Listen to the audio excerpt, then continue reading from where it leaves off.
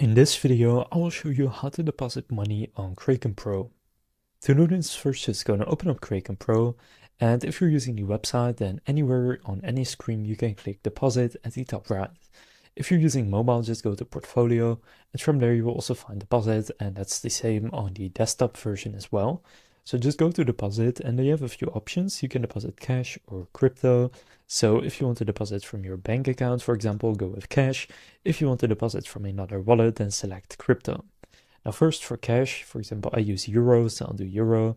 Then I can deposit with Ideal, with PayPal, easy bank transfer, or manual bank transfer. So just select whichever one you want to use. If you want to do cash, if you want to do crypto, then just select the cryptocurrency you want to transfer from another wallet. For example, Solana. And then here they will give you your wallet address, which you can now copy and then paste in where you want to send from. Also take a look at the network. So here it's Solana. For Bitcoin, you can actually decide yourself. So just make sure you select the same currency and network where you are sending from that you pick on Kraken Pro. So that's essentially how to deposit money on Kraken Pro. If this video was helpful, please consider leaving a like and subscribing to my channel. With that being said, I will see you in the next video.